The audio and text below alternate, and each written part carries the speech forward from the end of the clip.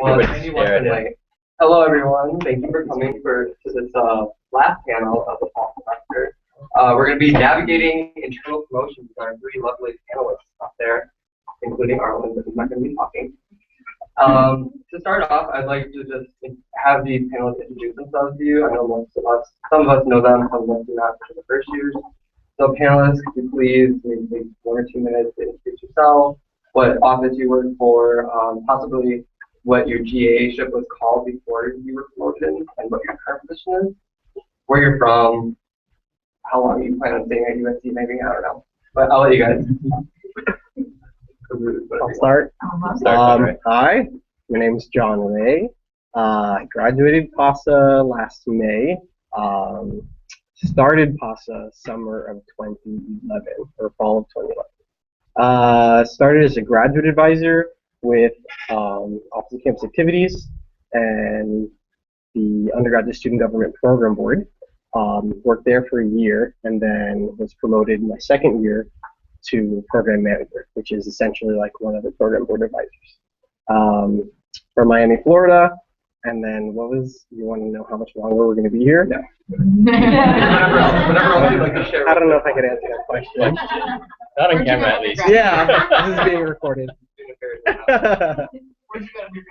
Oh, I went to the University of Miami. Okay.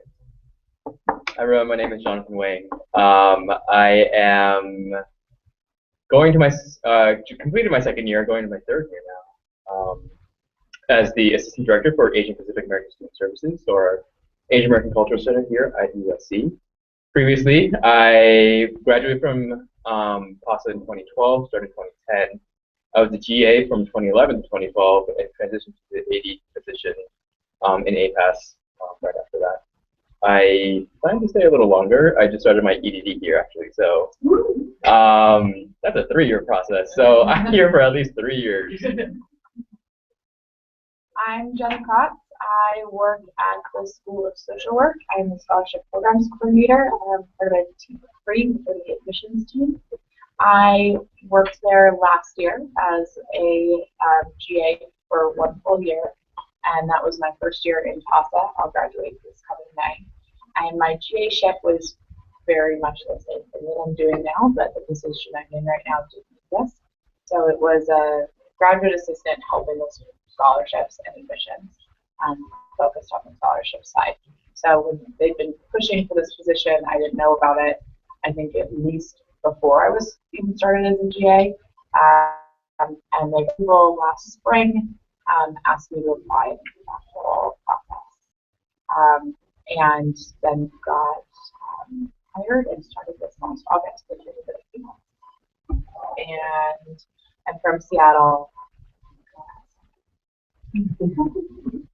You're a lot of tackles. Sorry, I love Wolfpack 12. I just get to love it all. It's great. All right, well, thank you guys for that introduction. So the first question I wanted to ask you all are, when your offices approached you, or in your case, when they showed that the position was open and they wanted you to apply for it, what are some of the attributes that they saw in you, that they disclosed that to you? Sorry, for you to talk at the same time. Yeah, so what type of attributes did they see in you to offer you that program position? You can start wherever you want. I started last time, so fine, I'll start. So it kind of goes back to the story of how I got hired, more than the attributes that they hired in, but it also ties into that. It was, so when I graduated from PASA, I actually moved home. I worked in Res Ed as a graduate person there. So I lived until that last end date. I think I extended my contract to like June, whatever it was, July, whatever it was. Moved home to the Bay Area. A month later, I got a call to come back down because not only had the director left, that was known, they left in May. The assistant director was leaving as well, and that wasn't known yet. And so during that process, I was a GA, and they were like, "Oh crap!" The senior leadership, and so they brought me down actually to become a resource employee at first, which in USC lingo is a temp. So they wanted me to come in as temp to help out, and then when the official announcement that AD wasn't going to be coming back, they basically told me, Jenna, you should apply for this position. And I took that as a strong hint that I should apply for the position. But what worked, I think, to my favor was that the person hiring was then what we call an AP now, and I had taken 2 classes with him. He taught in PASA, and he was more than comfortable and knew more than he needed to know about how I worked, my work ethic, and the ability as someone who transitioned between a TA to an AD position, handle the department for about 3 or 4 months without a director and still keep it afloat. So those were kind of the things that he was looking for when he decided that and keep in the position. So mine's gonna echo a lot of the similar attributes. My current boss and her boss were technically kind of on a team, so we all interact a lot, but that's technically our structure. They both had worked with me for a year, and they really needed the position with well over 3,000 students that were helping, and there was 2 of them plus the GA. They saw how I worked and my work ethic and how I approached the position and how much I was eager to learn, I think was the biggest thing. And so they approached me. Part of that conversation that I'll just add in that was really interesting is I do plan to pursue a doctorate at some point. And I'm still debating. I definitely want to do it at some point though. I kind of set out my curriculum so that I could do that application process this fall with the goals of starting after I graduated. My bosses knew that and they wanted to support me in that, and so they didn't at first ask me. Then I actually had a meeting with our program director, Tracy, and later I was at coffee with my boss and happened to mention, yeah, I think maybe I'll delay a couple of years. I really want to get some work under my belt, make sure that I choose the right doctoral program for myself. So maybe I need to delay. And she was like, hold the phone, you'll do what? And got really excited and then was like, don't say anything. I need to go talk to things and I'll be back.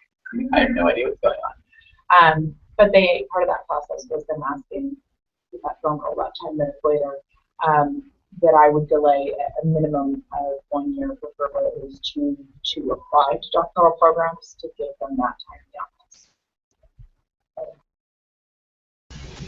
All right, actually, I hear that. No, please. Then just basically help you cultivate that idea that you couple of years to see where you wanted to do your doctoral program? Yes. So it's been a conversation I brought up with her starting my fall semester last year. So pretty quickly I figured out I love this field. There's a reason I'm here, but to get to where I want to go, there's going to be a doctorate involved. So I started the conversation at that point saying, what does that look like? EBD versus PhD, age-old debate. And how is that? And if I do a PhD, do I do it in higher education? Because I'm really interested in the management of higher ed. So do I do a business PhD and look at that option? And when I started to float those ideas with her, we had really good conversations. She was very supportive. And she just was challenging me exactly how I asked her to. I was like, ask me the hard questions, because if I can't answer them, tell me what I need to research so I can go through this process. And we got into a really good conversation. It was late spring last year.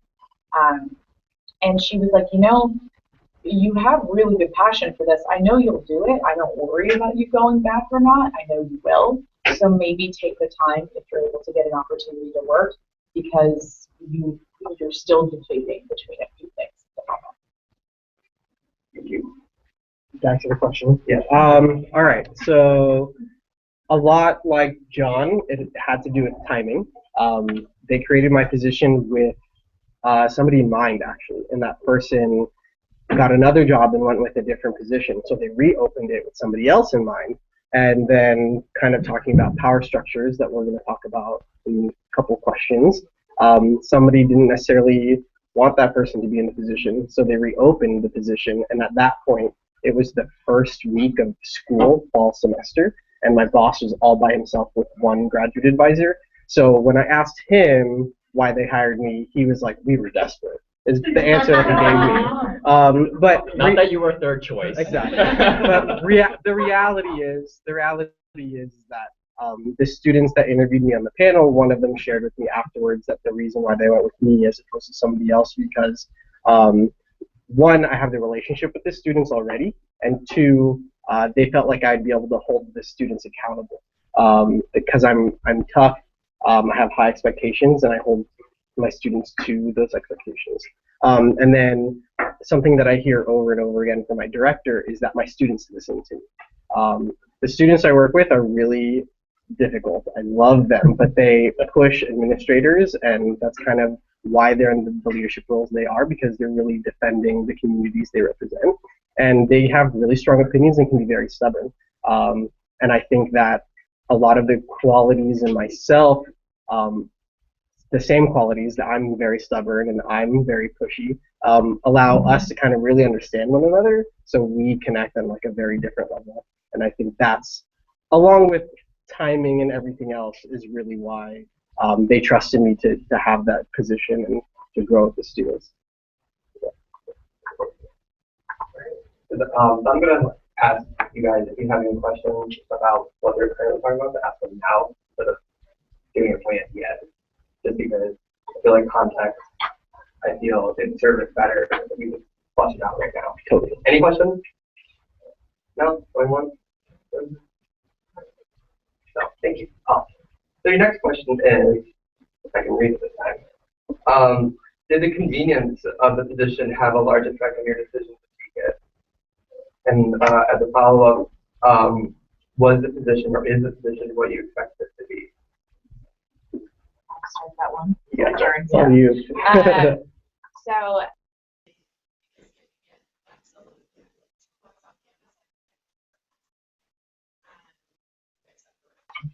that we live 2 blocks off campus at USC. But it's very convenient.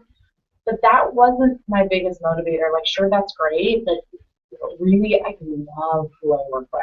And we'll get into power structures. They're present everywhere. We have our challenges with our students. Social workers are a special bunch. I love them dearly. Finance, social work, they don't really go together all the time. And so I work on some challenging things, but I love who I work with. They're all interesting, fun people. They're very outgoing and intelligent, and they're all learning all the time, and we have fun together. So that was the biggest thing. I felt like I'm at the very, very low end tip of the iceberg of what I can learn there and how I can grow. So it's a great position and a place for me to be right now. So that was the biggest thing.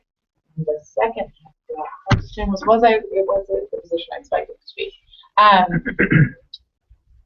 Yes, it definitely was. It certainly was billed accurately. It was what I expected, and I've had the opportunity to already be there a year to see how things interact. But we deal with some challenging stuff, and as a grad assistant, it's a good little reminder that a lot of times your bosses, as much as they're trying to teach you and have you help with projects, you may not know everything that they're dealing with. And I'm slowly learning everything that faces my bosses on a regular basis and how I can serve them and help our group and team work together to work on those challenges. So yes, it was exactly what I expected, but there was a lot in the cloud that I'm still learning. I think that's definitely true. I think as a GA, you're shielded from a lot of things, and you don't have to know a lot of the stuff that that is going on. But once you get to the full-time position, you really don't have an excuse anymore, and you kind of have to deal with it. Was it convenient? Not really. I moved everything back home to move back down here in a month. And I actually turned down a position that I had gotten an offer from UC Davis. Interviewed, did the whole round. It was that whole student affairs type of interview where you're there for like dinner and then sleep over the night and then do a full day with them with interviews and presentations, whatever. Did the whole thing, got the position, and turned it down. Took the risk to turn it down for a chance for the position. So was it convenient? But I think what was most convenient is that I knew this position. I knew I could do work. I could do good work. I could challenge myself. I would still learn. I would still have that challenge, and I could continue on with the students. And there was that need for students to have continuity there, because if they were going to lose a director and lose an assistant director, I feel like a lot of the students here on campus wouldn't know where to go for support, for help, or have that access to an Asian American cultural center that oftentimes, many places don't have something like this. So it was that aspiration of a challenge that was there. And then getting into it, not having a director, that was not fun. So I mean, the position was expected to be. I would not have expected that they would take that long to hire a director after me. I was expecting maybe a few weeks. It took another 3 months after. Sorry. 3 months afterwards to get someone in. And so I felt like I was drowning half the time. Apparently I was doing good work, but I felt like I was drowning. And then transitioning that director in, because someone comes in, it's not automatic they know everything. So it's like, I have 1 year of institutional knowledge under me. Let's teach you that 1 year that I knew of, and let's try to figure everything out together. It was a great challenge, and 2 years later, we're still kicking it, and enjoying it, and I'm still here. So I don't know. All right. I'm going to echo what John says. Convenience was the last thing that drove me to that position. At the time, I was in RC in Parkside International, and if I quit that job to get this job, I would have had to move out. I had a full-time class load, and I cut back to part-time, and all of this was happening the first 3 weeks of classes, which was right before the ad drop deadline. So I had basically 3 weeks to go through the entire process, find a place to live, become a part-time student, full-time staff. So convenience, it was a struggle, and I did not sleep for a good month because I was so anxious about all the pieces kind of falling into place, but they did, as always. What drove me to the position and what I kind of really balanced was the idea that I came out to LA for 2 years to go back home to Miami. And the fact that I would be stepping out of Res Ed into campus activities, I was worried that I was gonna, I was kind of like selling out Res Ed because I really liked it a lot, and I knew that down the road I want to do semester at sea, and you have to have certain years of full-time experience in Res Ed to be even qualified for that. So I was worried that I was kind of like ruining my opportunities there. But at the other end, I knew that stepping into this full-time position, the whole reason we come to school is to get a degree, to get a full-time job, and to get full-time experience. So why not step into a full-time job now while still in school, so that by the time my peers graduate with just a master's degree and graduate assistantships, I'm graduating with a master's degree plus 2 years of full-time experience plus my teaching experience. That's tuition. And yeah, tuition remission was a huge part of the decision as well. It's like I saved a lot of money by cutting back to part-time. Yeah, it took me an extra year, but I was working full-time, and that's the whole reason why you're getting the degree. So it's kind of just like cost-benefit analysis, and I could always step back into Res Ed if I'd like to, and it's definitely an option still. But I wouldn't necessarily say convenience is what drew me to the position. It was convenient that I was familiar with the office. I knew the students. It was the same group of students I had worked with before, one of which is in the room now. The same supervisor, everything. But the second piece was the position what I expected it to be. I really wasn't sure what to expect because it was the first time they created this position, and I kind of have free reign to kind of build it while I was in it, and I still do. We really didn't know what the position was going to look like, especially given staff changes at the time and the year after. So yes, because I knew the students I'm working with, I knew who I was working with, I knew the office, I was familiar with the culture, the university, everything. I think something that was a struggle was that the institution and the leadership changed as soon as I came on board full-time. So that was a really big kind of difference. And the fact that I kind of lost my train of thought. So the institution has changed, and then what was I going to say? I can't remember. Oh, and the fact that now that I'm a full-time staff member, I have a lot more kind of balancing full-time work in campus activities nonetheless, and school was really hard. So the 2 years that I did it, I just basically had no life. So, but now I have one, so it's great. Can I add something? Yeah. And I noticed this, you guys can correct me if I'm wrong, certainly, but it may not have been excessively convenient for us, but it was extremely convenient for our employers to bring us on. Very much so. I think she's the last one. Yes, the last one of our staff at the School of Social Work who was pregnant when I was brought on has now had her baby. We had 4 different people give birth from June till now, and we have at least 2 others that were out last year.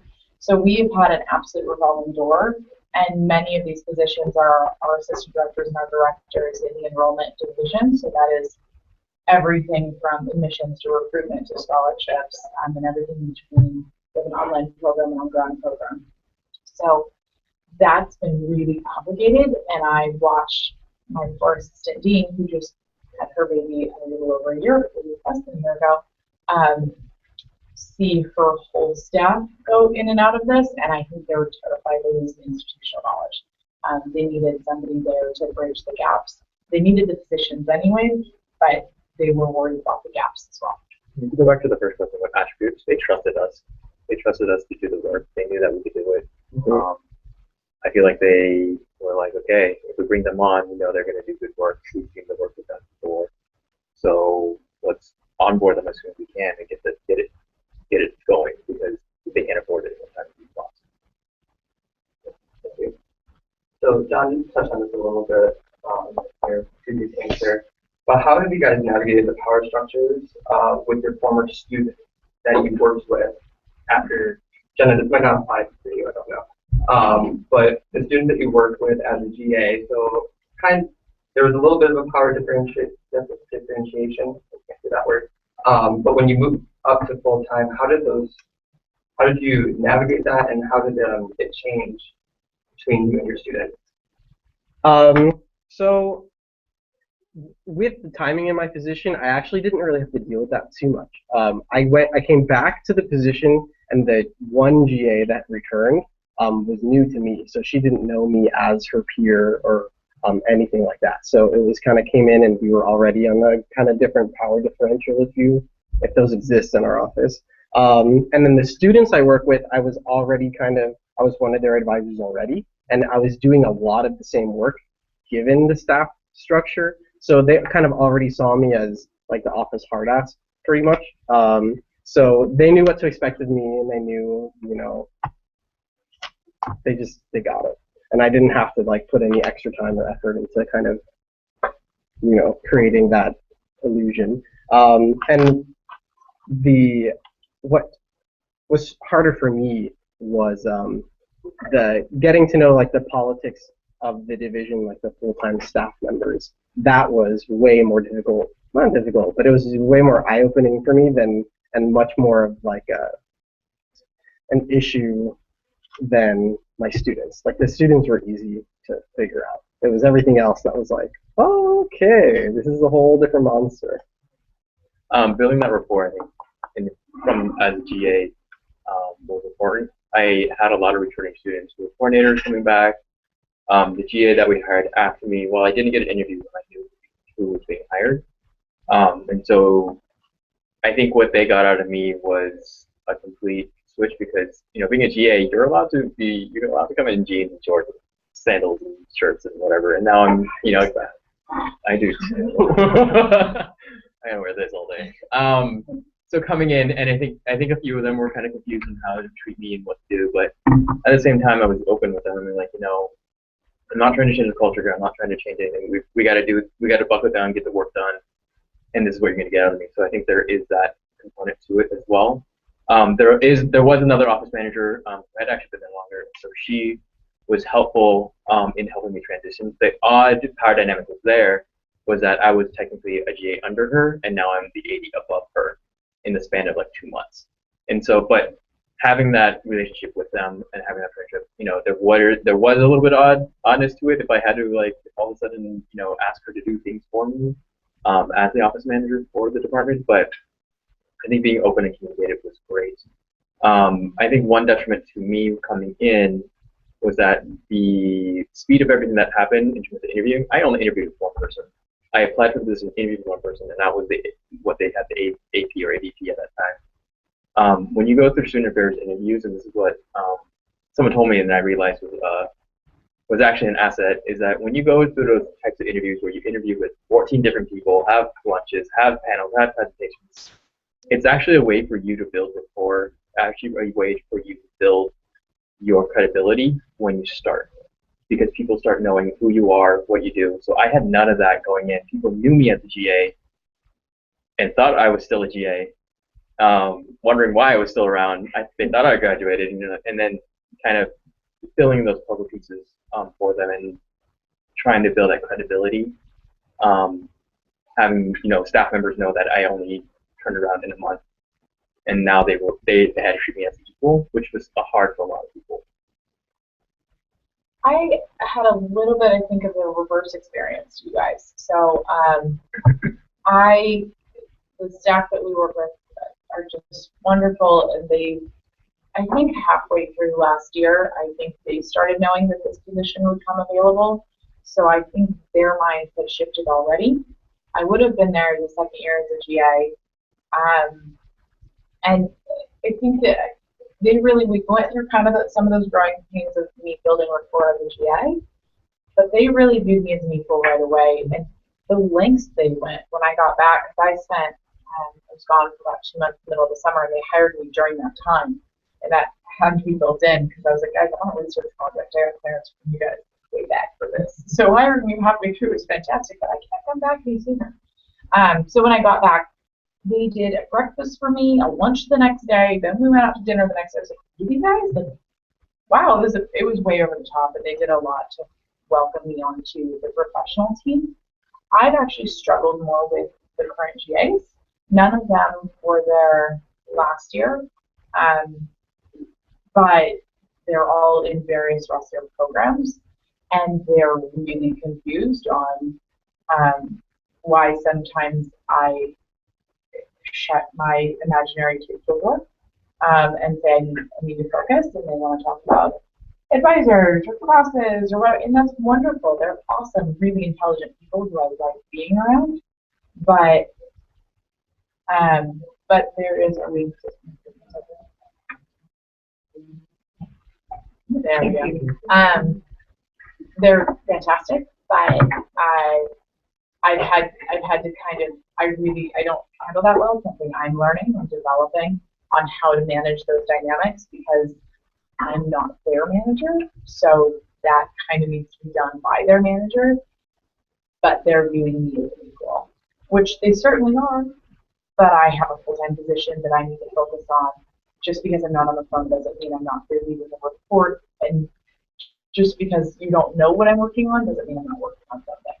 So that's a new thing that I'm working on developing and learning how to manage that. And I've tried to get to know them more recently, and spending more time trying to get to know them on a personal level and share myself on a personal level, so that they know that I think of them very highly. It's never out of disregard or that I think any less of them. They're awesome people that are doing really good work in our office and in other places. So that's been a learning experience for me. But I actually went to their managers a little bit and just had a talk as full-time staff, so that they knew how this was going, and now it's gotten better. But we do joke that our office is heavy information. It's really loud, very boisterous, and very friendly all the time, so sometimes we have to take Thank you. So moving on to, I think the more interesting question. How did you guys navigate your salary negotiation? Especially going from a GA stipend or hourly wage of maybe $12 an hour, yeah. to a salary with benefits, obviously everything that comes in play with a salary package. So you guys just touch on that for a minute. The one regret probably that I had was not negotiating enough. I kind of put it. I almost felt like they rushed through it, so I wouldn't negotiate as much, knowing that if I had said no, they'd probably see. So I probably could have leveraged that a little bit more. One thing to know, I think with student affairs, you really can't, or even with youth, you really can't negotiate much of your benefits. It's kind of structured in there. We can definitely negotiate salary, and the more I go through, the more I learn. there's always room for negotiation, no matter what they say. There's always room, and that's one thing I regret that I didn't really ask for when I could have. I'll go. So I had this conversation with I don't remember his title. He's no longer here. And we were supposed to continue the conversation after I graduated, so I'm kind of bitter. But I was very frank, and I said, I have 2 years of full-time teaching experience. This is where I'm at. I know that you all need me more than I need you, and like this is what I want. And he kind of laughed at me and was like, "Ha They don't pay entry-level student affairs people that here at USC." And I was like, "Okay, well, what do they pay them?" And he kind of threw a number out, and was like, "This is the max that entry-level people with master's degrees get." I'm like, "That sounds good then." So we kind of started from there, and for me, I think it's more of, so I don't necessarily have any regrets per se, but I would like to continue the conversation and started once I got my master's degree with my supervisor and my director, and they kind of know where I'm at and what I'm looking for, and hopefully things are in the works. But what I would do is look at similar positions at similar institutions, and you can kind of get an idea of what responsibilities look like and what salary ranges look like, and you can kind of don't go in blind and say like, yeah, sure, I need a job, I'll take anything, but kind of use those as reference points and kind of triangulate what you should be asking for and kind of what you want. Yeah, that's the second time I've used that word today. Oh, wow. But yeah, I would just kind of do your research and what other institutions, similar institution types, similar cities, because the cost of living here is not like living in the middle of nowhere, so that you kind of come in with an idea of what you would like to make, and then just negotiate from there. I went straight to Tracy when I found out that I had the job. I went straight to Tracy and was like, "What do I do?" And had a really nice conversation with her. And I still do. I did it like 3 weeks ago. So yeah. One thing I would say is that you have insider information as well, if you are a GA, and that you can ask someone inside that you trust, like, hey, how much did the last agent make? How much did they make? You can get a rough range. It's not always perfect because some people get hired in at some levels that either are lower than higher than other people. And they'll try to sweet talk you and say, they're hiring at a really high level. It's like, yes, you can probably hire me more, but they're always trying to save money somewhere. I had some insider information. I had a reference point from the last 80, which they made without a master's. So I kind of based it off there, and they offered me around that range. I was like, sure. So it's really sad. It's a difficult conversation. It's super awkward. So they decided I submitted my application when I was still in town, this whole thing, they knew my date for leaving. So they scheduled my interview for my first day at my new position in DC. I was livid. I was like, really, guys, really? So I was doing everything from a distance. And I found out through that insider information that I was not the only internal candidate. That had a huge impact on whether I would choose to negotiate salary, because I found out that I was the first candidate waiting to get hired. If I was going to get hired at the salary, would I say yes? I had 5 seconds to answer. I had done a little bit of research, so I knew that that wasn't the lowest that I could be brought in at, and I knew I was halfway through my grad assistant, or halfway through my graduate degree, and that I had 2 years of great work experience between undergrad and grad, that it was in a related field, but it certainly wasn't in higher ed or student affairs. So I chose not to negotiate. I should have called Tracy as well, and I need to have that conversation with her. I called my mommy. She's Tracy. awesome. I know, I called my real mommy, Mama Tracy. Not Mama Tracy. Not Mama Tracy, although she is a great one to call.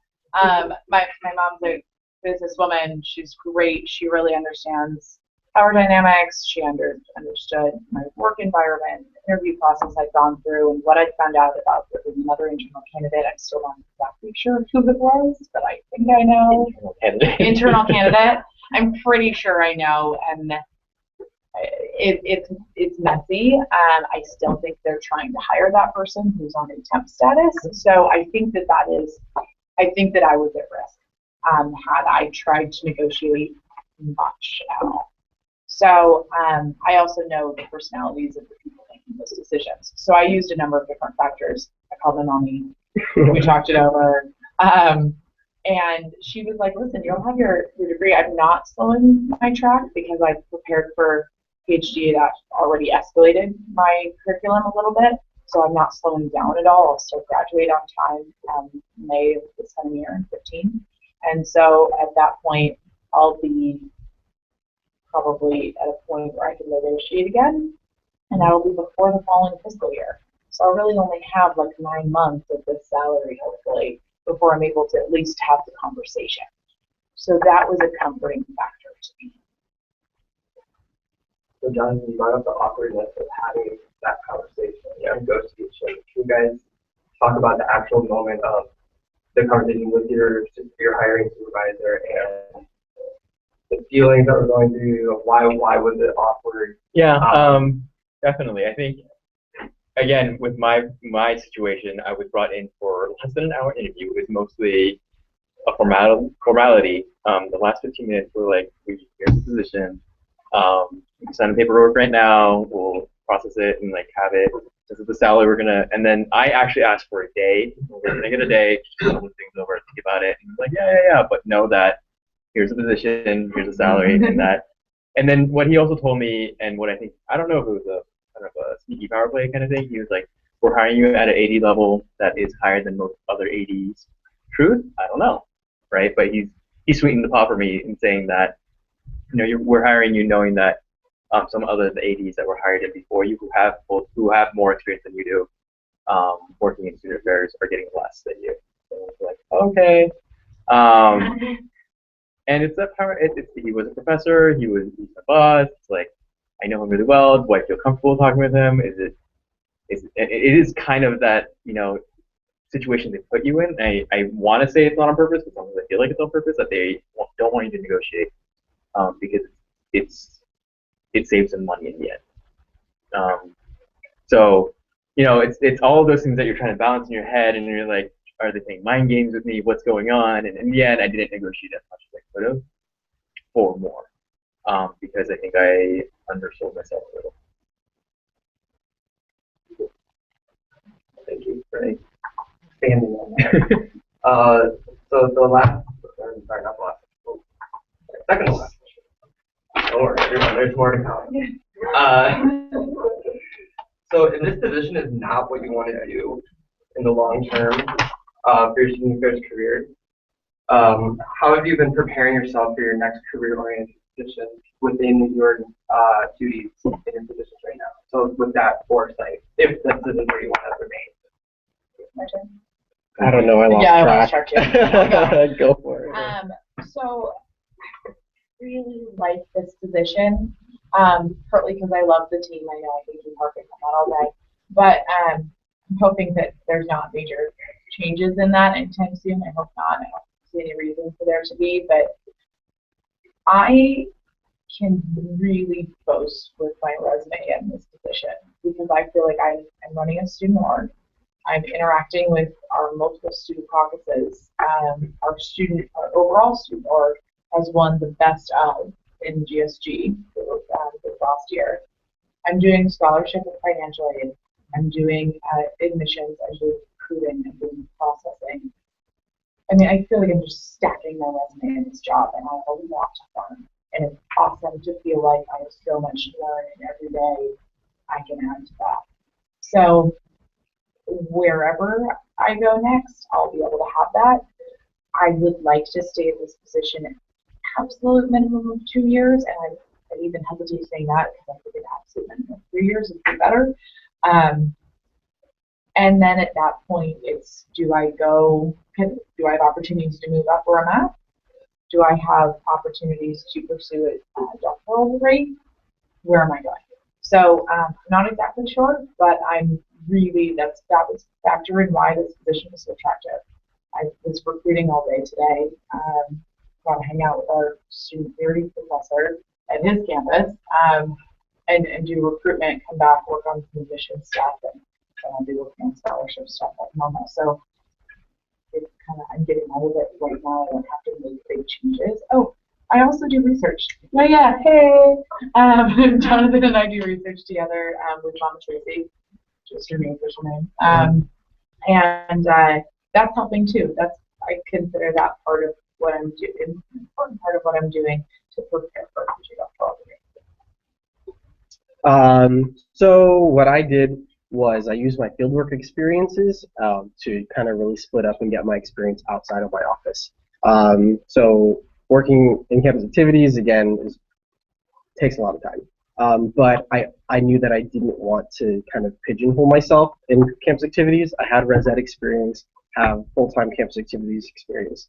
But all of my fieldwork, my 4 credits, I know you all have to do 3, but I did 4 credits in 4 different offices. So I purposely picked offices like career advising, academic advising, leadership programs, and admissions and recruitment to kind of, so that, and gotten involved in like leadership experience or volunteer experiences like being staff advisor for alternative winter breaks or teaching international culture class.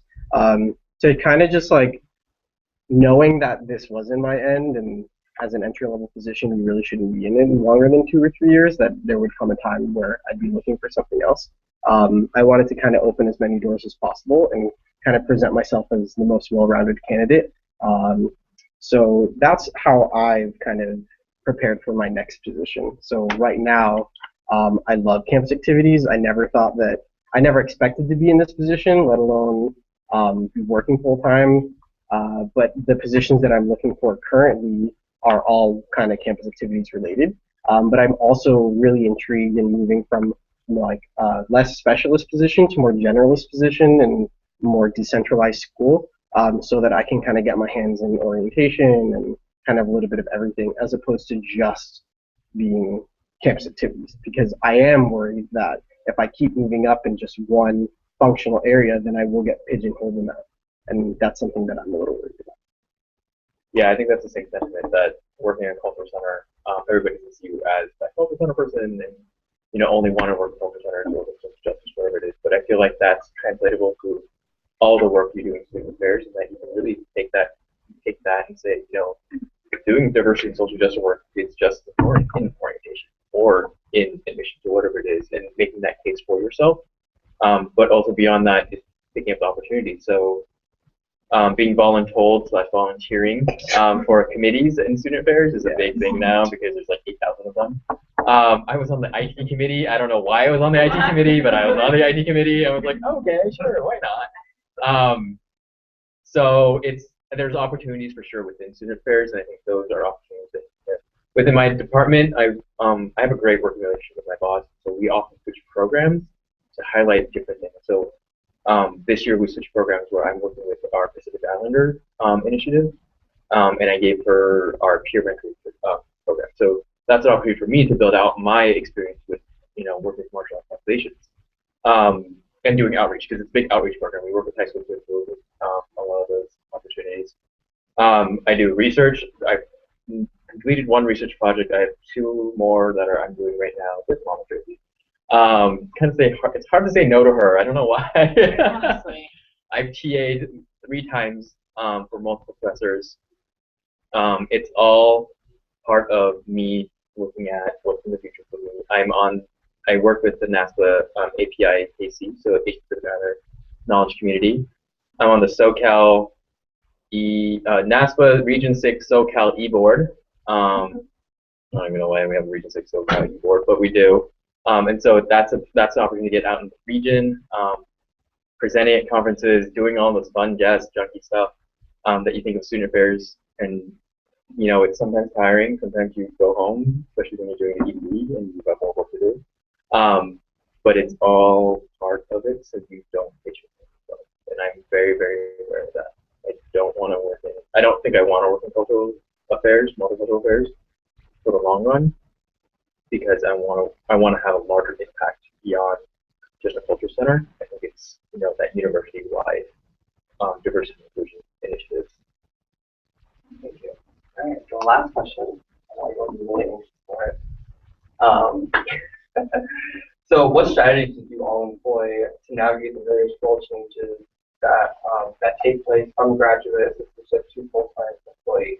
So every role change that you had to go through from full-time to part-time student, you have to do that, to graduate assistant to full-time position. If you did any strategy, if you made it up on your own. Day to day, sir. Day to day. Make it till you fake it, or fake it till you make it. It's what 7:40. It's 7:48. A little tired. No, a little bit is faking it until you make it.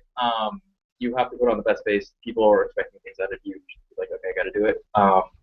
And so my transition would actually be from graduating from PASA, having that momentous event, and going and having a life, which is amazing. Transitioning back to that and going out and like hanging out with friends and not having to read and do all that junk. Lovely. I know I don't know why I started. But going from a graduate assistantship to full time, I think a lot of it was talking, communicating, learning. I sent so many emails the first month. I was like, hey, can we meet for coffee and just talk and what I should be doing, what you think this position should be. I still had good working relationships with the director and assistant director, so I texted them and be like, what do I do? What should I do? I think the biggest challenge for me was stepping in the middle of basically the beginning of the school year with everything already being planned out. We had a makeshift kind of plan, and following through with that plan, even though I didn't agree with some of the transitional stuff in there. And going back, I had to deal with a lot of colleagues who are now colleagues who didn't look to me as a colleague, and so they would essentially take advantage of that and expect that because I'm new, they could just toss things to me and I'd do it for them. And so learning how to say no to people that you were once, you were once a GA and they're the directors of other centers and whatever else, and you have to go and tell them, like, actually, no. It's really, really hard to do when you think about it. I am lucky again that my staff's so supportive, but part of the reason they needed to create this position and they fought for over a year to get it created, and my understanding is it's the first staff position created in 3 years in the school. They've lost staff to not replace them, but this was the first new position created.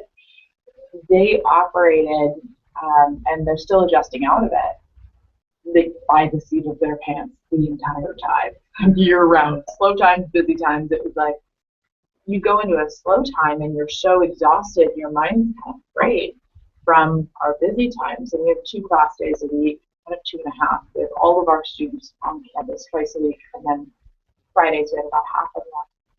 And you were bombarded. It's like, a union station happening. So because of that, and I've seen that happen, and I'm very organized. My boss's boss is not at all, and we secretly clean out his office when he's gone. He doesn't notice. We throw away garbage bags. He has no idea. I made him take home a garbage bag full of cups and like reusable, nice tumblers and things home. I don't know. It's weird. So I'm very organized, and I have to be.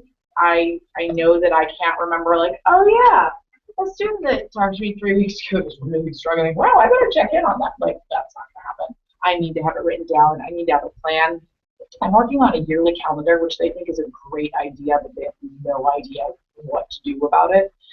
So I'm trying to put together this yearly calendar that says, yeah, in the first week of January, as classes start, we need to reconcile with all the ones that we posted and check in with those systems and all this stuff. And they're like, yeah, we realize we need to do that after an issue comes up that we had to do. So it's been finding my place and learning what I should be doing by figuring out where things are falling through the cracks. And they are incredible people that I work with, and they do their absolute best, but they've gotten conditioned to get things done desperately when they have to, because they didn't have the capacity before.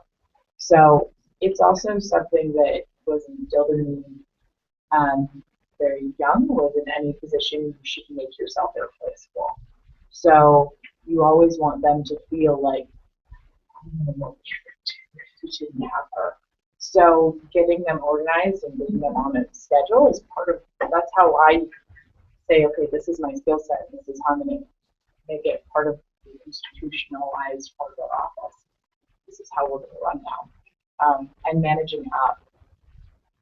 I don't know how to answer this question. I don't think I necessarily employed strategies per se. I think when I became a full-time employee, especially because it was a position that hadn't existed yet, I kind of had free reign to make it what I wanted it to be. So it was more of like conversations with everyone around me and everyone that interacted with my students and that would interact with my position to see like, what do you expect of this person, and how to manage all those differentiating expectations to create something that's productive and valuable for my students and my supervisor and all the departments and campus partners. So it was really just kind of like, what do you expect of me in this role, and then how can I meet those expectations, or do I have to have the conversation with you about that those expectations really aren't realistic given my skills. So I think it was more so that than anything else. Yeah. Can I add another general thing? Something that's something that's come up a lot recently in my office and also amongst other colleagues, and I've been talking about it, is that they are seeing, I'm not totally seeing it, but I'm hearing it talked about, two kinds of GAs. The GAs that come in and are more professional than they necessarily need to be, that are trying to learn all the time and that are trying to figure it out and asking questions, and those that come in and sit down and you're like, wait, did you have a project you're working on? Are you working on anything? Like, you want to check in? Like, there's a professionalism aspect. These are jobs, and that's, I think, what the conversations have been talking about. Like, wait, you're still getting paid, right? Like, you've got to do work if you're getting paid. You're not paid just to sit there. And sometimes that's how it works. In my office, definitely things get slow. Sometimes we're like, hey, we'll get a project for you in about 20 minutes, but is there something you could read in the class or something? Please feel free to use the time how you need it. So, but showing that initiative, I think, is really important. And my boss said that I tried to do that whenever I could last year, so that was good, and that's part of the reason I think I was chosen. And this hasn't been a huge issue in my office, but I've heard a lot of colleagues talking about it. So that's one way of that differentiation. I think one thing for me was that was really important than how I got my full time was people knew of me. They knew that I did good work outside of.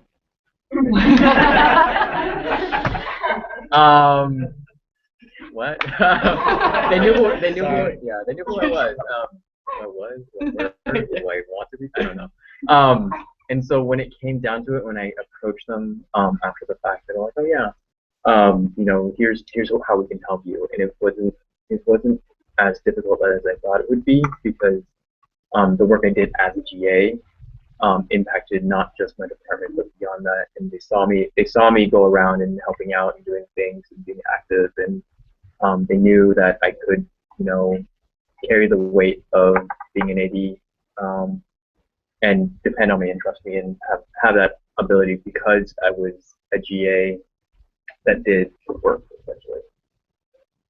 I think I can echo that.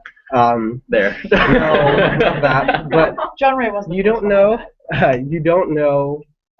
who's watching and who really will take notice of your work. The person that ended up being the person that gave me my job, he, in my conversation with him, he referenced some obscure moment of my first year that I thought I made an impression on the student that I was helping, but he mentioned that, like, if I was going to go out of my way for the student that I had helped at that time, if I was going to be that caring and that thoughtful with any of the students I work with, like, he had no problem. Like, he just wanted me on his staff. So if you don't know, like, who's watching and at any moment, like when you're in class, your professors, like, you don't know your guest speakers if that's going to turn into an opportunity later on.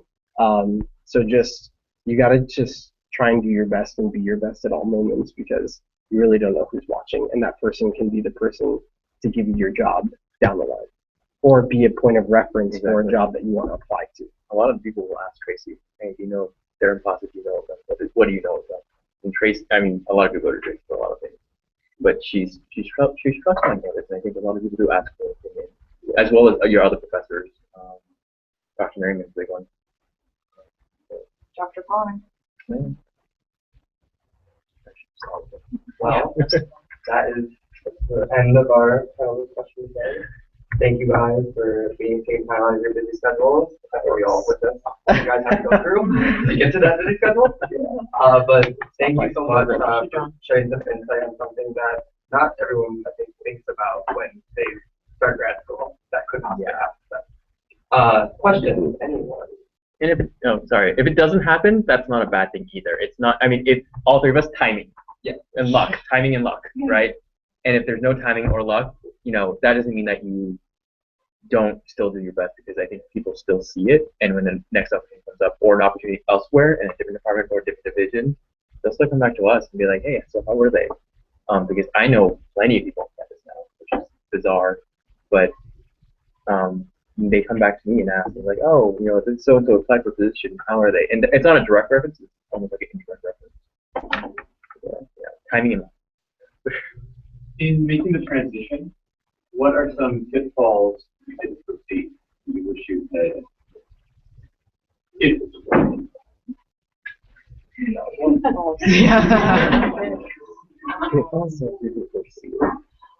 So, John Ray, you hit on this a little bit. I did not anticipate it schedule-wise being this hard. Last year, I had, the 3.5 classes we have is, first semester in PASA, and I did 20 hours a week of social work. I did 15 to 25 at another job. I was getting a scholarship at social work, so it worked out not the 20-hour limit. And I was doing informal field work before I could actually get credit for it the following semester. I was stacked, and I remember feeling like I could get it done. I was working away, but I was fine until like late November, and then it was a few weeks of, okay, this kind of sucks, and then it was over, and I got a nice long break. So I really didn't feel like it was that bad. And I was like, full-time work in 2 classes? No big deal. Like, that's okay. That's totally fine. No, come on. And add research on top, and I just barely get it all done. And sanity is tenuous at times, which is, I don't know what he does or how. So that was not necessarily a pitfall, but a challenge. I didn't give that the proper fear that it deserved. Yeah, I think it's being able to take a break after you graduate. I mean, I graduated and then started, so it's a little bit different too, but I was able to start living life a bit, but then also understanding that night program is oftentimes something to do, and as a full-time professional, not living on campus, as res ed anymore, being able to roll out of bed, go to the program, roll back in, commuting and driving, and then figuring all that out and start budgeting and all that fun stuff that you have to do as an adult, a real adult. That's all something that I wasn't cued in on as early as I should have been, and I think staying late for a lot of these programs and feeling like I need to stay late for my students and feeling like I need to be there for them. Not always the case, you have to. I think they operate fine without me sometimes, which is most of the case. But it's, you want to give them the support and you feel bad and whatever it is. So sometimes I was here 4 or 5 days a night until like 9 p.m. and then want to go home, go to bed and wake up and then go back and do it all again. So that balance piece, they don't teach you in PASA about work-life balance. They don't ever really talk about it, but it's something important. I think that it's nice to have. We're talking about it more now, but there's no good answers. There isn't. It's personal, how you want to balance your life and work and what is good for you. But oftentimes, I don't think people recognize it. There's almost that competition in your mind. It's like, am I doing enough? They seem to be doing a lot, and so maybe I should be doing more. And there's a little bit of competition, I feel. Competition. I would echo just the balance in general. And wanting to stay to support your students, but at the same time knowing that you need to just go home and sit on the couch and drink the beer. Netflix. Yeah, that's one thing. And then that whole idea of work-life balance, I think, also needs to be a factor of that is like your administration's expectation of you. It's like how much work do they expect you to put in, and is work-life balance, is it something that they value? I'm lucky. I work with you value. Right. I work with two people that have small families. They don't have an option. They have to go home. Yeah. Which also means I'm getting to take over all their recruitment travel. And you learn to fit in some of those, like, oh, I just got to my hotel and my grad fair is in 3 hours, and there's a pool, so I'm going to be gone and working on my computer for an hour, because you get in those mental health breaks a little bit. Take lunch. Take lunch. Yeah, don't work from your desk. It's really bad. And a few of them that work, or a few of the most people who know, like, we always take lunch at our desk, and it's kind of sad. And you realize that you haven't been outside, and you know what the temperature is outside, and you see the sun setting now, especially since daylight savings, and just all kinds of. Sorry, we're really depressing here. Give us a good question. Fun question. Yeah. First year? Oh, I'm trying to shake one out of here. I have this question. Alright, Random questions, not even related.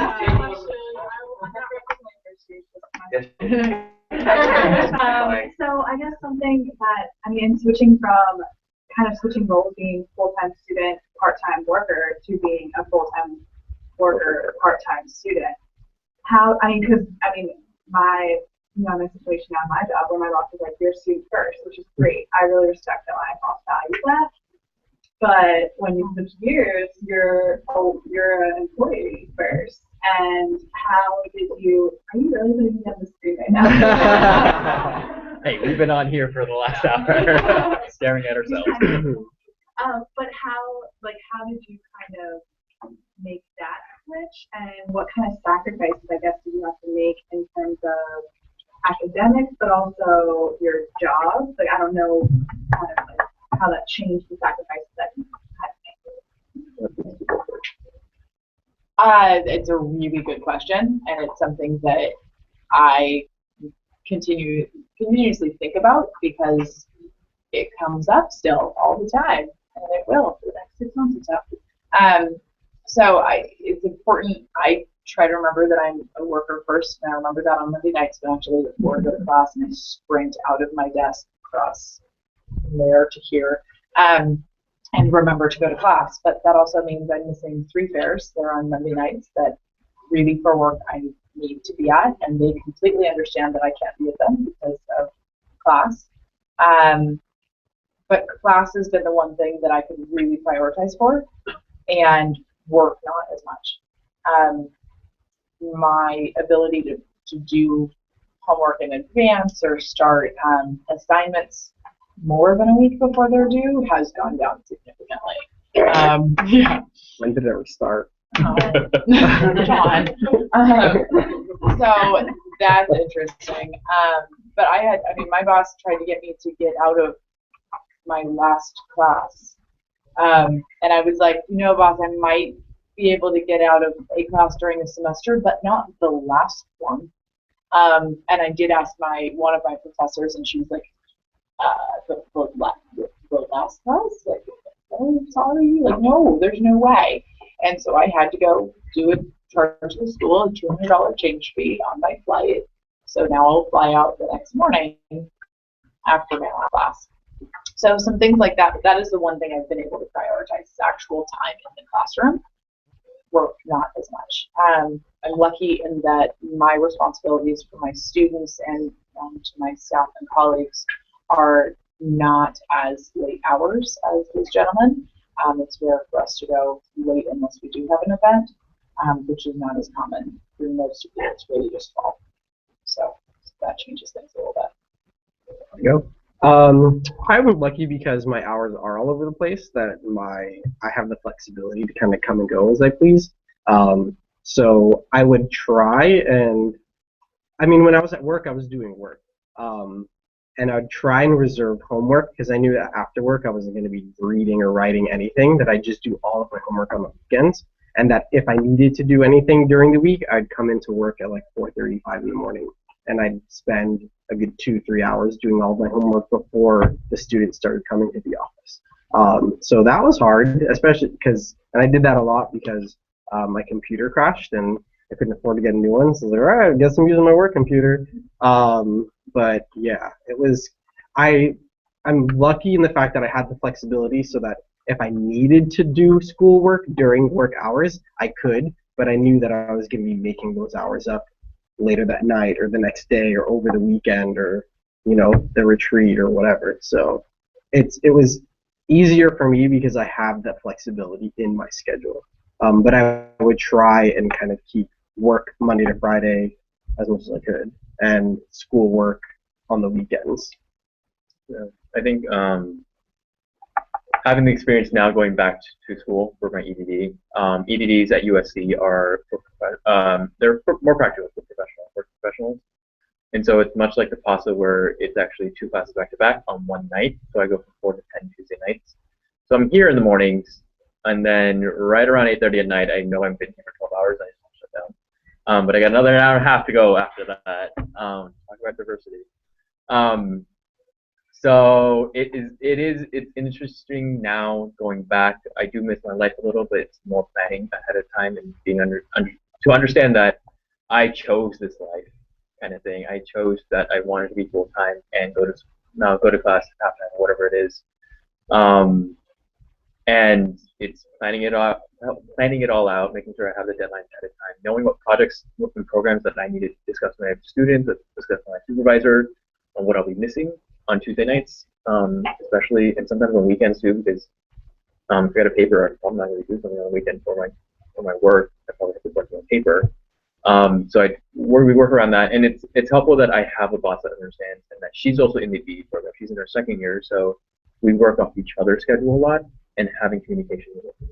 You might not have the luxury of that. I do know supervisors who are very, very like, you got to take time off of work, you take vacation hours instead of even flexing your hours 1 hour ahead, whatever it is, take vacation for that 1 hour that you're gone from 4 to 5. So it's a very different environment depending on where you are. I am in a very supportive environment. I think most student affairs units are, and that you need to communicate well ahead of time if you are gonna be going through this, transitioning. But it's not bad. You gotta find it out. Yeah, time management. Yeah. So, whatever we espouse for our students, you can have to do now.